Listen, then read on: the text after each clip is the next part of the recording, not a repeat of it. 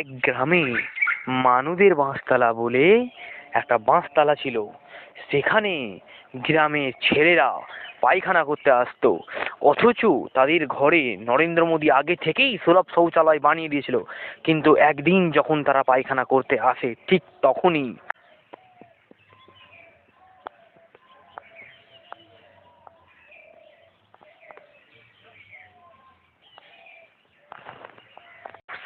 এই দাঁড়া, দাঁড়া, এখানেই দাঁড়া।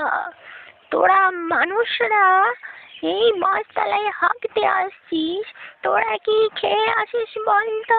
হ্যাঁ, তোদের হাগার গন্ধে তো টিকতেই পারি না। এবার তোরা যদি কেউ এই বাঁশতলায় হেগেছিস, তোদের পোদ আমি ফাটিয়ে দেবো। তোদেরকে তো নরেন্দ্র মোদী শুনেছি নাকি সুলভ শৌচালয় করে দিয়েছে। তোদের হাগার গন্ধে আমি আমার ছেলে পুলে নিয়ে থাকতে পারছি না।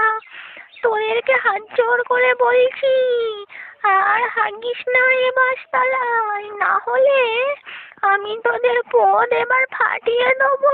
অনেক সহ্য করেছি। আমাকে ছেড়ে দাও, আমার পোঁত ফাটিও না। আমি সবাইকে মানা করে দেবো যে ওই বাঁশতলায় যাস না। ওই বাঁশতলায় একটা ডাইনি তার ছেলেপুলেদেরকে নিয়ে থাকতে পারছে না। হ্যাঁ, ওই বাঁশতলায় যদি তোরা গিয়ে হাগিস, ওই ডাইনি তোদের পোঁত ফাটিয়ে দেবে।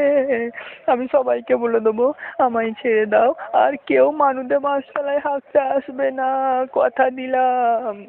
তোরা তো এই বাঁশতলায় হেগে সাইফুদ্দিনের পুকুরে ছুটাস। তোদের ওই কুচো গুগুলো খেয়ে শোল মাছগুলো শাল মাছ হয়ে গেছে, আর বোয়াল মাছগুলো বাল মাছ হয়ে গেছে।